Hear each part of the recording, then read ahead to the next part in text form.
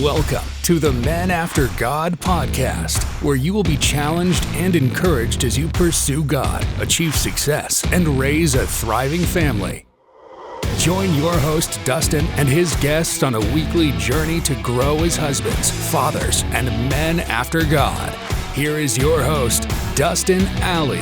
Hey guys, welcome back to another episode of the Men After God podcast. I'm excited for our new format that we've got coming out November 2024. On Mondays, we're going to be doing a Bible study through a book of the Bible. On Wednesdays, like today, we're going to be talking about Christian men topics, things that are important to us as individual men. And then on Fridays, we're going to be talking about men's ministry and really just ministry organization overall, how to have an effective men's ministry and various different practices and things that you can go through to better equip and engage the men of your church. But if you're here today listening, this is to the individual man, and it's a topic that's near and dear to my heart and my friends, my guys that are with me here, Luke and John. We are going to be talking about men's mental health. November is Men's Health Awareness Month, and we thought we'd start out with a conversation on men's mental health because it's not really talked about too much, which is sad because there's a lot of us guys that are dealing with issues that nobody else, we think no one else knows about or no one else deals with. But truthfully, the stats show something different. The depression rate in men is 6 million men a year in the U.S. experience symptoms of depression. But for some reason, we're afraid to talk about it with other guys. Chances are there's someone else out there that is dealing with it as well. And when we don't talk about it, it's leading to suicide. Suicide rates, men are 4 times more likely to die by suicide than women. Men have mental health issues or concerns that nobody is talking about, and we wanted to talk about the topic today. I'm going to let my friends introduce themselves, and then we'll get into the conversation. John, why don't you start us off? Hey, guys. So welcome to the channel. So excited to hang out with my friend Dustin and Luke. This is going to be really fun. We're going to be, as Dustin was saying, talking about mental health. The reason why I'm passionate about this is I lead an organization called Mind and Body, and our goal at Mind and Body is to help, like, not just men but also women build mental and physical strength through daily disciplines. And I am talking to people all the time. And one thing that I love as a mental health coach is I love being able to help people overcome physical barriers. But what I've noted is that there's this connection between somebody's physiology and them being able to change physically and their psychology being able to change mentally. And I've just been obsessed with the correlation between these two topics, which makes me excited about talking about this as well. So thanks for having me on. Yeah, man. Yeah, Luke Sorensen here out of Garland, Texas. I really appreciate the opportunity to be here with you all and having the conversation. I think that obviously I've followed John and what he's doing. I challenge you to reach out to him and see what he's got going on. Some great stuff for you to really apply. But when it comes down to it, I believe that as I look at the screen, as I listen to podcasts, as I meet people, individuals, there's so many men that struggle with this specific topic and the topics we're going to go to in the next couple of weeks. I think that really every person, whether they want to admit it or not, needs to take a moment to do some self-reflection, see where they're at and what do they need to do to not just get through it, but to thrive while going through it and be the best version of themselves. So I'm excited about the conversation today. Yeah, and Luke genuinely wants you to be the best version of yourself. He told me I can't actually say that because it's not real for me, so I have to come up with something different. Man, I'm going to love this. So let's start off talking about just it being a silent killer, guys. Let's talk about, how we don't really share about this. I know in my own mental health journey, it's probably been a couple years that I've been on this, just struggling with things that either depression, anxiety, mindset issues and concerns, things of that nature. What have you seen that keeps guys from sharing with others about their struggles? What's been a situation where either maybe you or someone has kept that to themselves, and how can someone get past that? I think, if you don't mind me starting here, Luke. Absolutely, man. No, jump in. The thing that I think is there's several considerations, like when it comes to, like, on a societal level. First, you have cultural expectations. And though there is some shift in this category, generally speaking, the stereotype is men are supposed to be really tough, so they're just supposed to absorb and move forward. That's still kind of the predominant note in culture. And some men know that that's wrong. Like, I shouldn't just try to bottle this all up. That's not going to really I think it was Sigmund Freud, and I, just to clarify, definitely don't agree with everything that he says, but there's something he says is a quote that I want to lay out here. He says this: "Unexpressed emotions will never die. They are buried Mm. alive and will come forth later in uglier, I can't say the word, uglier, there we go, got it, ways." Yeah. So it's going to be just more ugly the more you suppress those feelings and bottle them up, and eventually it's the soda pop's going to bust, right? It's going to have Yeah. that effect. And and guys know, like, if I do this, it's going to cause problems, but the alternative doesn't look too great, which kind of leads me to that next point. So there's cultural expectations, but then there's stigma around pursuing mental health. So it's like, oh, Mm. great, I'm going to sit in this chair. I'm going to talk about when I was a child, and I'm going to just like unpack all my, how sad, and I'm supposed to talk about my emotions and how it made me feel. And sometimes it just feels like this is a bunch of fluff. Like, so they're trying to go after, like, I know I need to do something, but these two things in front of me doesn't seem to present a valid option for me. And Mm. so the way forward seems unclear. So at the end of the day, there really isn't a clear emotional outlet. Meanwhile, with everything going on in our culture, financial pressure, like inflation, they're so focused on, I need to figure out how to provide for my family. So not only do not have an outlet, they're scrambling just to try to make ends meet. And Mm. um, they're having relational tension. So men either respond in one of two ways typically when this happens. They don't know where to go, no emotional outlet. There's all these pressures. So they either give up and just kind of become less of a man, I'm just going to play video games. I'm going to escape in a world where I actually can win. Mm. The scorecard over here looks pretty good. I'm going to stay over here. Or they snap and they become either overwhelmed by the oppression of life, or they become the oppressor and they adopt this Mm. alpha male, type of mentality, which is insecurity as well. When somebody Yeah. gives up, insecurity is kind of overwhelmed them. If they become like, I'm going to dominate everyone, it's like, yo, you're still insecure. It's not the way forward. Absolutely. Anyways, that kind of And gives that's just trying to just mask the insecurity with what culture may describe toxic masculinity, because masculinity from insecurity is toxic. Masculinity from biblical principles and truth is not. And John, that's one of the things that I think causes some of the silence and struggle is misunderstanding of verses like in Philippians chapter 4. The Bible says, "Do not be anxious about anything, but in every situation by prayer and petition with thanksgiving present your requests to God." I'm sure we've all heard preaching of don't be anxious for anything. But in reality, I've never met a single person that doesn't experience anxiety in some form or care or, an emotion of that way. You mentioned earlier suppressing emotions. Emotions come from God. yes. Right. That's where we have them from. And he's given to us for a reason, even anger. Now, guys, if you're like me, that's the one you're relating to the most, right? Like, no, I have emotions. I get angry all the time. I'm like, okay, great. You have one. Congratulations. You win. But that's not the only one. And there is a place for anger, but these others do exist. And we have to acknowledge their existence and then understand how to process them. And now Luke is my guy who I can go to. Like, Luke, I got this emotion thing going on. And he's like, yeah, I got you, man. And he can walk me through it anytime. Luke, you've experienced some just amazing trials in life and seeing God bring you through. Talk for just a minute about your personal journey with that anxiety and those things and how getting out there and talking with people was able to help you out. Well, I could probably listen to John all day on his perspective and his feedback on stuff, because I think that he's got a lot to say there that is super valuable. For me personally, and I really don't want to focus on me, but I want to set the stage that we're not a group of guys that has everything together, that is basically saying, oh, we've got it. Here's the answers.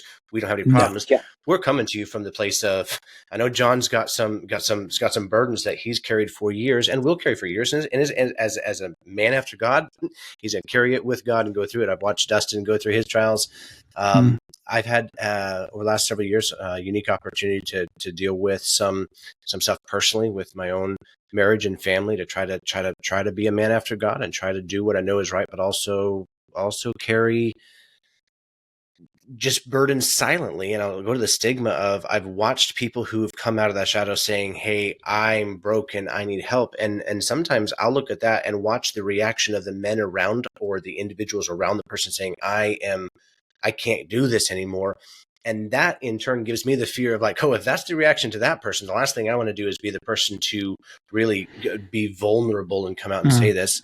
Last year in August, my wife passed away suddenly, and we were going through a cancer journey, and everything was going fine. But due to some complications with blood sugar and some health issues, she passed away in the night, and early Sunday morning in August of 2023. And so it's been a unique journey. And I'll say this: God has been.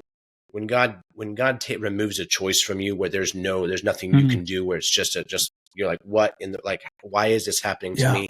Just know that when God puts you there, God's going to get you through it, and He gives you the grace to pick up if you can rely on Him. And He's been faithful. Not for a moment have I questioned His faithfulness, but I have seen God just bless in amazing ways. That being said, the vulnerability that you have to go through when you're going through that, you become a glass house. Obviously, there's a lot more to the story, but for the sake of time, I've gone through therapy for the last year, just week after week, and I'll say this: it's not what I thought it was, for one, and I'm so glad I did, because in the beginning, I'm like, oh, I got this. I'm a professional griever, right? Well, just that's not how your emotions work. You don't get to be, So between tears and just being vulnerable, and obviously there's an aspect of, a lot of times we as men are fearful. And while a lot of people fear public speaking, a good portion fear failure.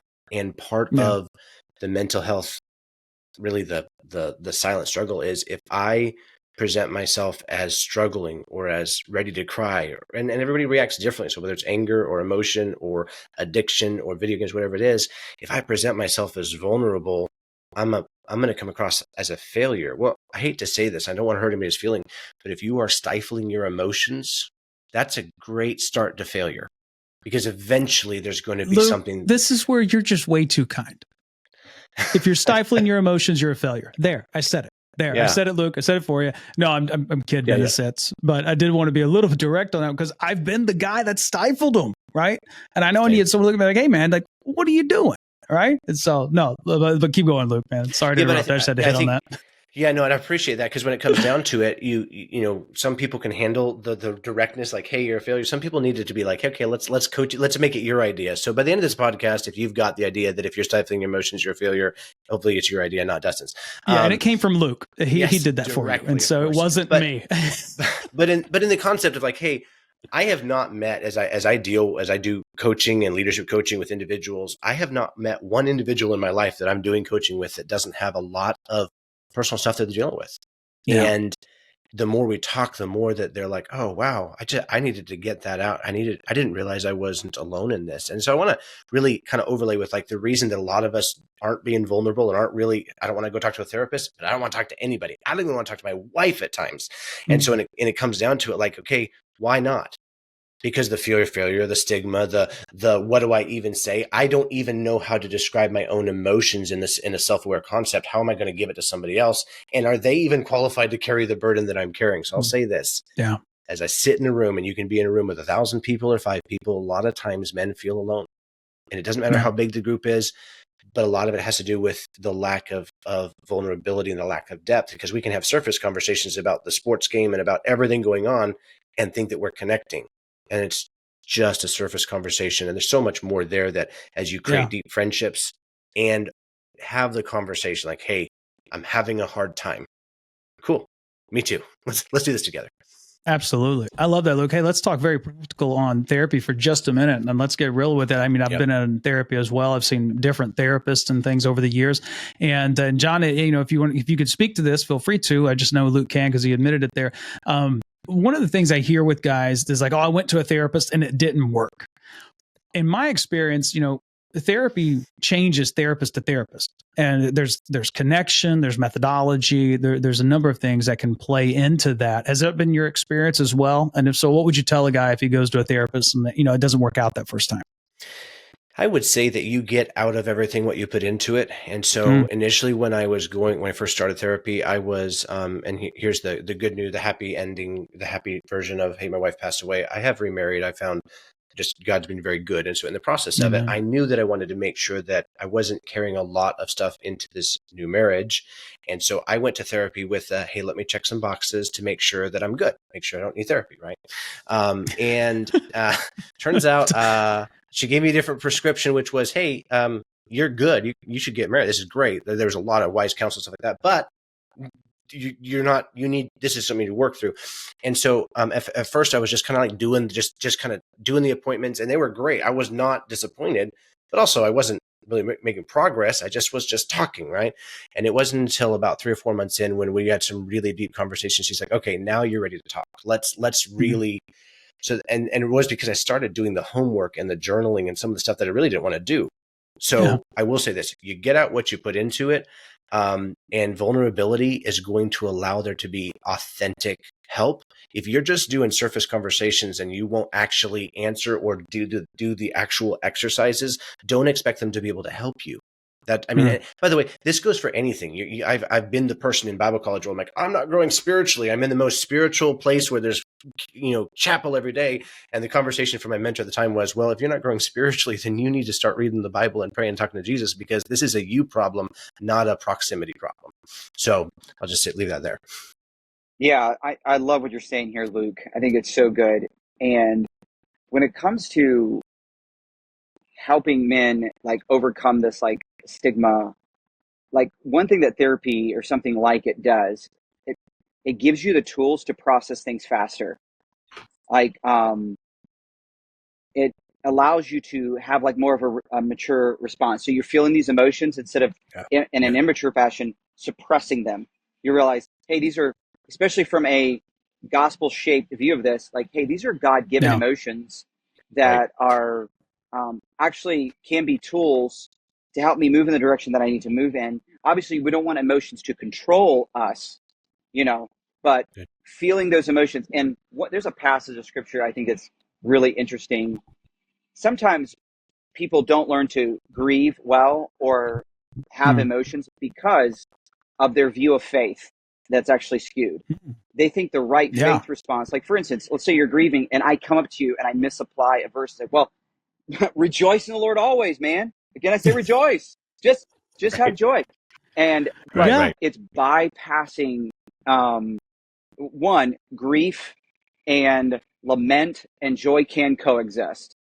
But also it is totally appropriate. And actually the biblical response with someone weeping is weep with those who weep, rejoice with those who rejoice. But if you look at the Psaltery, which I think is such a healing place to go, because in Psalm 62, it's a great example. It talks about pouring out your heart to God. And it says, trust in the Lord at all times, pour out your heart to him. God is a refuge for us. It's the type of Hebrew poetry that's there is each thought actually finishes and completes the next. So in order to trust God at all times, you actually have to learn the second discipline, which is to pour out your heart. In other words, if you don't pour out your heart to God, you actually aren't trusting him as your refuge. And so faith in that context isn't me like, look at me, I'm all strong, God's got this. It's me like, God, I do not feel that you're present. I'm really struggling, but I'm coming and I'm just going to pour out all my emotions. See, that's biblical faith. That's robust faith. And I think a lot of guys will look at this not only from I don't want to be wimpy, but also I want to be a man of God. And what that looks like right now is putting on a fake kind of optimism that says, okay, I'm going to start saying words and I'm going to start acting like I'm happy and I'm going to rejoice and I'm going to spin this the right way. No. The right way is actually saying, God, this is actually how I feel. And faith is me on my knees before you. That's so good. Yeah. Can I comment on that? Absolutely, man. Being a part of that grief conversation where and I read a book during the therapy where it really opened my eyes to the way everybody grieves differently. And I've seen people grieve loss and I was like, well, I'm not going to do it that way because that doesn't look like faith to me. Right. And I read this book and it wasn't a spiritual book, but it was very applicable to the human mind and how we just kind of find ways to put scorecards in place. And one of the ways was some people grieve and they become professional grievers in the sense like They want to accomplish it faster. Like, I want to get through this faster because I want to be successful. I just turned this into a level up video game, right? And one of the and it was a wake up call to me, because I was trying to show how strong I was in this moment of really desperation. And yes, I had a tremendous amount of support, and God, again, what he did during this time in my life, I could speak for hours on, and I'm not going to for the sake of time, but I will say this: it did change my worship as someone who was broken inside. I lost my wife of 13 years, my love of 16 years, the mother of 4 of my children. This was a bit much, more than, and I don't want anybody else to go through that, but I will say this: God gave me the unique privilege to go through it, because before I worshiped and I sang, and I love singing and I love music, I love the church service, but it was very just kind of do it. I cannot wait till Sunday morning. We have 2 worship services, and for a time there was rarely a Sunday where I wasn't sitting there with my hands in the air, sobbing, not trying to draw attention to myself, but just in absolute awe of what God was doing within my own heart. But I tell you what, when you are the man who's sobbing in church, and most people don't know me as the man who just lost his wife. They just see that. I tell you what, there's been times where God's opened doors to reach and connect with other men who were also going through a lot, had no idea what I was going through. And as we've connected more, but we connected in our vulnerability, in that exactly what you just said. We're like, hey, which is stronger? You pretending that everything's okay and just looking good, or you leaving it to God and saying, it's not about me, it's about him and what he's doing within me. And I can show my feelings on the surface, which is difficult to do as anybody, let alone a man, but more difficult because of the stigma that we're dealing with. Absolutely. And I think because, and Luke, you tell me, I mean, those emotions that you were showing there, I'm sure they were going to God in private too. Probably tears and worship and all those things. And, you look at, you brought it up, John, I'm glad you did, about our faith. When it comes to biblical Christianity, biblical manhood, I'm afraid we get this idea that we should not struggle. We shouldn't have issues like this. If we were stronger in our faith, we'd never have these problems. I know a story about a guy who called fire down from heaven and then prayed, and the rain came that hadn't been there for years. His name was Elijah. And immediately after this, Jezebel, and not just like a Jezebel, the queen, says, hey, I want him dead. And he goes and begins crying to God in a sense of, Lord, I'm done. Kill me now in my life. And God's like, okay, hey, listen, it's not as bad as you think it is. I'm still in control. I got this. Why don't you just take a nap and eat something? We see these characters in scripture face these things, and we see how God comes through for them. Yet we act as though we're supposed to be above that. We're supposed to be better than that. You mentioned the psaltery. Look at the Psalms. David's heart, he is broken on countless occasions, and he pours his heart out. And yet, as biblical men, we're supposed to hide it and keep it stored away. I want to talk on this point because this is a leadership thing. As leaders, we don't always have the privilege of walking into the room and wearing our emotions on our face. So let's talk for just a minute about leading with emotion, emotionally intelligent leadership, because I know I'm one who I blame it on the Marine Corps, right? I can be as upset as I want to be. Give me 3 minutes by myself and I'm stone cold. I can walk in a room and I'll take care of my business. There's some that might not be able to do that, or might see that as being fake. Or there's some that are trying to learn or, just process through that. What's it like leading your family, your work, your church, wherever you're at, when you're dealing with these sorts of things? And how do we reconcile that with, being vulnerable and open, but while also taking care of what we have to take care of? I'd love to hear your insights on that. I'll let Luke go first, the leadership coach, bro. Yeah, our chief leadership officer. I don't even know if he's looked at his job description yet, but that's his title. Oh, all right. Well, we'll see if we can live up to it. How long that lasts? About 30 seconds. There you go. I'll say this. Leadership, I was recently had the opportunity to do a session on leadership, and the subject was attitude and leadership. And I'll say this, I've worked for leaders and been around leaders that are extremely reactive. And we've seen them in different ministries, and you just you can lose a lot of testimony as an individual when you're reactive, you're emotional, you're blowing up, or you're even stifling it where you're not responsive, you become emotionless. And humans need to feel seen, heard, valued, and validated. And so in the process of it, when you're going through, whether you have it at home, when you're going through stuff, and whether people know about it or not, if they don't know about it, you better mind your attitude. And if they do know about it, even more so mind your attitude. So while your attitude determines your altitude, don't let your altitude determine your attitude. And by the way, I'm not saying you got to fake it till you make it. I don't believe in fake it till you make it. I believe in be it till you become it. I believe the process of like, hey, you need to be authentic and then you need to do what you need to do. But I do believe that your attitude will determine how that goes. And I want to make sure it's not this like, oh, everything's grand. And I say, people say, Luke, how are you? Best day ever. Well, it's not always the best day ever. I've had some really tough days where I wasn't being honest. And I'm not saying I lied, but it wasn't true, right? Because I want to make sure I'm not pulling other people down. But we have the opportunity as leadership to, when things are not going well, when things really more so than when things are going well, it's easy to be happy. It's easy to be like, oh, I'm happy, happy, happy. Okay, sure.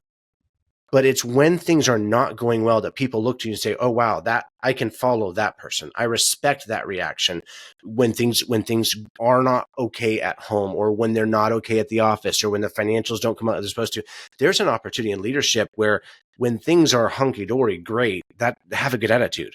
But it's when your responsiveness and your calm, when you can lend your calm during times of chaos and turmoil, that really set you apart as a leader. So I would say this, in a leadership aspect, your attitude, and even as a dad, my attitude during a time of grief, my kids got to see me more than anybody else got to see me. And I wanted to make sure that what they saw was not someone pretending that everything was okay, but that I was leaning on God and that I was crying. And by the way, my kids don't like to cry.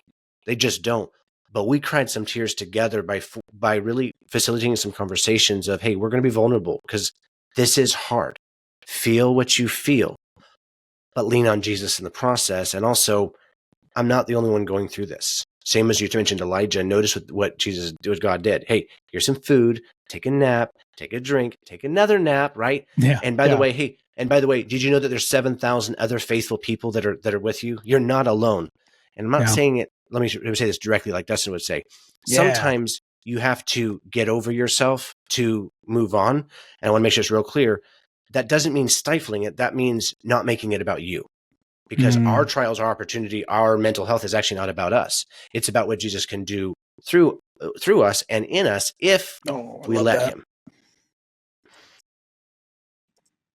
That's fantastic. I love that. So when I think of somebody that's going to have emotional intelligence, like emotional intelligence, typically, especially when you think of an emotionally intelligent leader, there's 4 components to this. So you have like a basic self-awareness.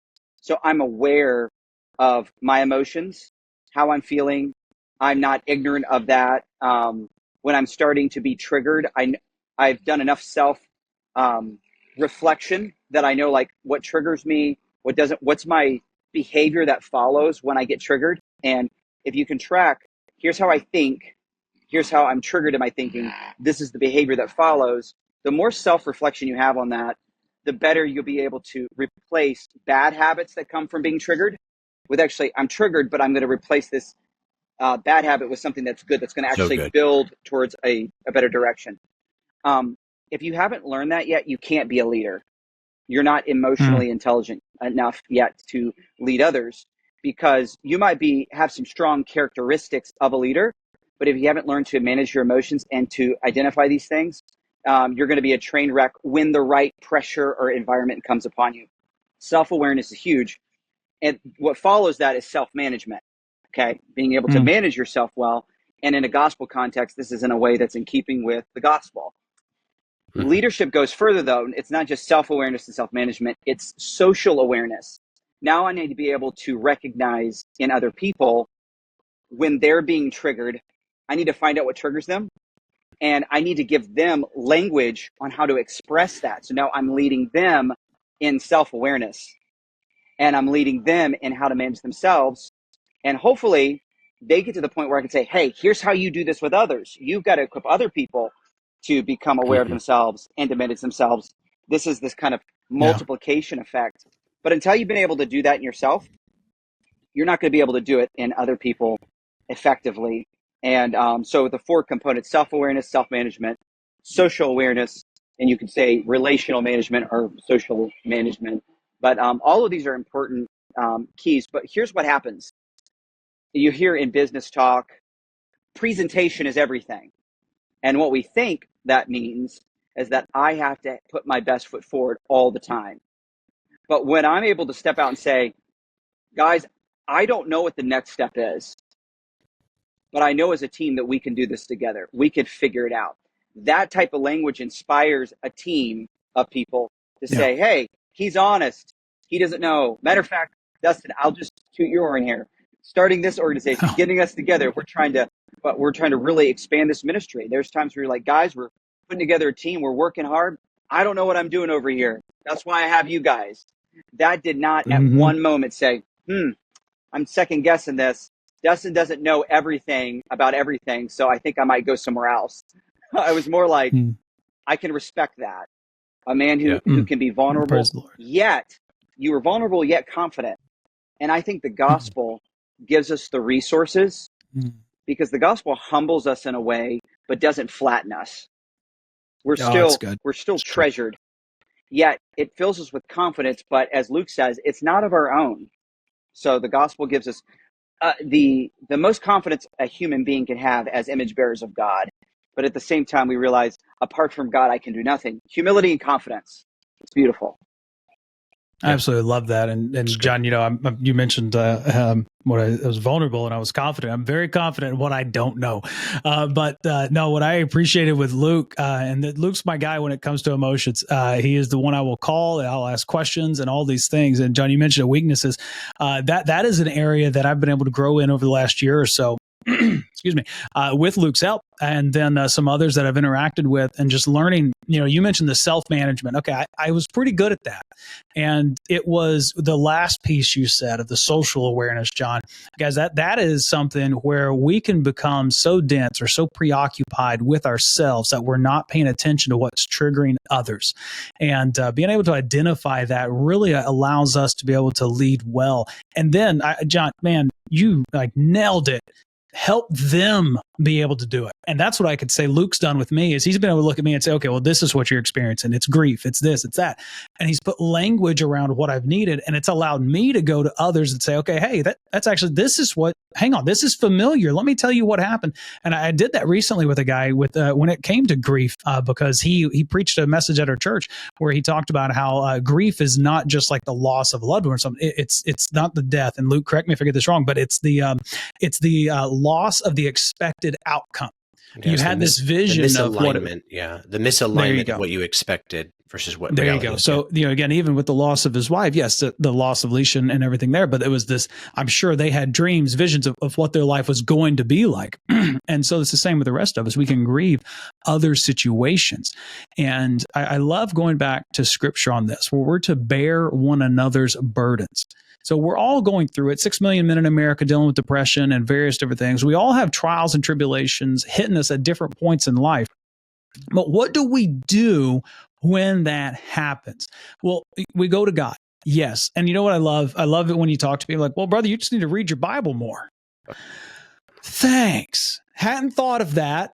Let me add it to my to-do list. Oh, well, if you were just praying. Like, brother, I am praying. Like, what do you got for me? Sorry, my redneck's coming out. But whenever we've got this happening, what do we do? Well, guys, I'm telling you, the Men After God Network exists for us to be able to share these types of things with one another on an international level and, through social media. However, you getting connected to men at your church, finding a men's group. Don't have a men's group? Start a men's group. I'm telling you, if you went to your pastor and you said, Pastor, I am struggling. I need a group of men, and I want to put a group of men together to be able to encourage one another, to edify one another, and be there for one another, I doubt he's going to say, I think it's a bad idea. Maybe you should do something else. I think he's going to be right there with you. And if you're, but if you have a group already, go to one. And maybe you're not a guy who's going to start a group. Well, find someone that you can talk to and share this with. Do not. This is what I'll tell you guys. This is where we kind of joked around about the failure piece. Do not isolate yourself. You will isolate yourself with your own thoughts and your own head. And most of the time when you begin to ruminate over the past and what's happened, it's negative. Rare do we ruminate in a positive sense. But if we can talk with people about what's happening, they can help speak positivity into our life. And I don't just mean like, oh, well, I think John said earlier, like rejoice in the Lord. But I mean actually bring value and help you out with that. I know it was a men's group that actually brought me back to the Lord back in 2012, or I'm sorry, 2013. And it was being open and vulnerable with me and them being open. I being open and vulnerable with them being open and vulnerable with me, that allowed those connections and things to take place. John, Luke, you guys are leaders. You guys have led groups. I'm sure you've been a part of groups and stuff too. Can you talk for just a moment on maybe the impact a men's group or just a brotherhood, whether it was an official group or a group of friends, whatever it may be, has had on you in your mental health journey? I think for me, being with a group of men, there's obviously that accountability factor. You know, there's this encouragement as well, like being able to, and maybe even that's more being able to like verbalize. Now, not all men are this way, but there's a lot that are like being able to talk something through actually helps them to solidify what they're thinking. I don't know if you ever have done this before, even if you're sitting down or even if you're journaling. Sometimes just like walking around and talking it out with someone. And actually, this is really good for men as well. Like actually going for a walk with some guys and talking about things. So you get your body moving. Yeah. You're actually typically more creative when you're just moving. So you're tapping into some of the way that God's wired you just by just getting out, getting in nature, walking, and if you're with a group of other guys talking things through, they can call you on your speech that doesn't make sense, like whether it's illogical or actually it's like, hey, you're not thinking clearly. You know, they can call you on it, but at the same time, they can validate your thought as well, which can strengthen your conviction of which direction that you should go. I don't know how many times where I'm like, I'm thinking this is the right direction. I've talked about it, and then I have a group of guys like, man, this is fantastic, and they help solidify that. That validation is a huge aspect. But I think when you have a consistent place where you're with a group of guys, they help you process, which helps your own self-reflection. You don't want to just depend on other guys speaking into your life. You want to develop the discipline of your own self-reflection. But that self-reflection is honed when you're with other guys, to put it in a spiritual context, who possess different spiritual gifts than you. Like somebody that might possess a gift of mercy. Like you might be really hard on yourself, and they're able to speak to you and saying, hey, you need to speak kind to yourself. Like you're always beating yourself up. You wouldn't even speak this way to an enemy. You're talking this way to yourself all the time. We need that. Hang on, John. Let me pause you for a minute because I'm seeing Luke's face over there. I don't know, John, how you've listened to Luke and I's conversations or anything, but yeah, this guy, that is exactly, and I wanted to interrupt you to pause at that moment because I want to just be real with everyone. That is exactly what Luke does in my life. He has the gift of mercy. He's the guy that I can call, and he makes me feel better about myself. And but man, John, you are hitting it on the head, bro. I love it. Keep going. Well, I'll segue to Luke here instead of stealing the show. I'll let Luke piggyback off that. Yeah. I love what you said there because you mentioned something that most people maybe aren't fully aware of, is that there are typically, obviously there are more kinds of people, but when it comes to handling and vocalizing things, there's really two buckets, and it really comes down to those that I'm gonna take the information, I'm gonna pull it in, I'm gonna mull it over, process it, and then when I'm done, I'm going to put it out and present it, right, wrong, or indifferent. That's where I'm at. And then they'll allow people to give feedback, but they need time to process it inside. They got to put those blocks in order. But if you're like me, I like to throw all of my blocks in front of me and then organize them and reorganize. And I might change my mind several times in the process and then come to a completely different and totally opposite conclusion.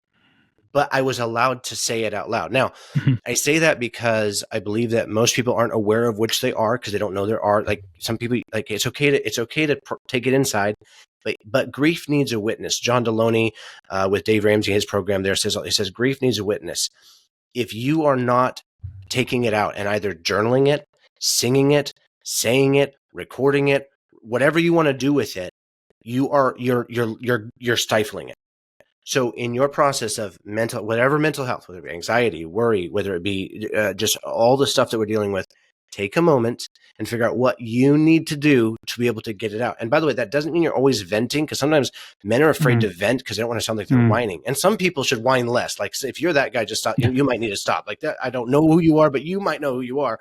But most of us need to actually take a moment and say, hey, I just need to unburden myself for just a little bit. Can you handle this? Right? Can you pray with me about this? And so I'll also reflect back to what Dustin was saying, like, hey, be the person to go say, hey, pastor, I need something more. Would you mind if I did this? Do you have a recommendation? Your pastor's got some insight on who would be a good person for you, because he knows what people have gone through that you don't know. And so I'd say this, be intentional about it, not just about getting something going, but be intentional about what the purpose is. Is this accountability? Is this just fellowship? Do I just need someone to help mentor me? But then going back to what John said, when you create a circle of people around you, whether it be an inner circle or just an accountability circle, and maybe it's your leadership circle. If you are a pastor, where you're like, hey, I can't burden this to my men. You got to get somebody around you where you're like, hey, I just need to, can I just let this out for a minute? It doesn't mean you're whining. It just means you're healthily allowing that to come out because it needs to. It's not designed to be shut down. And I know we need to take it to Jesus, and I think that's crucial, but there are times that Jesus has allowed people to come into your life, and you haven't allowed people to be there for you because of your pride, your arrogance, your ego, whatever you want to call it. It's not what even Jesus had a very close group of people around him that he was able to cry with for a bit. So take a moment and reflect on that. Well, Luke, I love the that. way Christ structured the body, he made it where we're interdependent, that we should be relying upon each other. And I know it sounds spiritual to say, you have Jesus, you don't need anything else. He has structured it that we need each other. That's just the way he's built it. So it's actually not very spiritual to kind of go counter to what the scripture witness would be. I'm totally with you on that. So I want to lay out for you guys real quick. I don't want to change the agenda, but I have been kind of thinking through like essential things for helping men develop a healthy mindset. And I'm just going to rapid fire these, and I want you to try to find if there's a hole here. But I think this will be helpful, so it'll be real quick. First, and we've kind of hit on these things, but I like kind of putting words to things or labeling things well. So we have, how does a man develop a healthy mind as opposed to struggling with mental health? One is developing an outlet for expressing their emotions. I think Christianity has great resources for that. Rhythms where we're connecting with each other. Just discipleship should involve emotional intelligence. It should involve understanding these emotions and how to not allow them to be the controlling factor of our life, but yet being able to not suppress them and express them. That should be involved in the discipleship process. But a place to express those emotions, whether you're by yourself but also in a group. Number two, a rhythm of intentional self-reflection. And this is like just often looking at yourself and be aware, like, how am I doing? And do I have a system in place to really find out how I'm doing? And to be even more specific in a discipleship context, am I allowing the gospel to shape the way I view this? So intentional self-reflection with gospel lenses. The third one is a clear example of healthy masculinity. Now, I think this is also what kind of trips us up, because on one end, we have the pacifist man who gave up. On the other end, we have the man that snapped. He's the alpha male. He's going to dominate everyone, but he's also very unhealthy. We need men make changes not by just information, but it being modeled for them. Like they see it come to life. So that's number three, a clear example of healthy masculinity. 4, a consistent support structure, which that's what we're talking about here. That's what the life and breath of this ministry is like. We want to help you have good content, but also that structure. Number 5, a set of guiding values. Like, when you're in the throes of emotions, sometimes you're not thinking clearly. But if you're like, hey, when I get in the spot, this is my maxim. This is how I operate. This is what I do. Can actually help you guide. Like, for instance, if it is prayer, or like, for instance, Dustin is hitting a brick wall. It's like, I call Luke. That's what I do, whatever. But if you have clear values that can kind of help guide you, like, hey, you know what? I always when I'm getting really depressed and negative, I always try to pause and still express gratitude. You know, man, that can actually help you get back onto a healthy track. And the last thing is a compelling vision for the future. And I think this is a huge thing because a lot of guys, they're disconnected from community. They feel isolated. And because of that, they've lost a vision for a better future.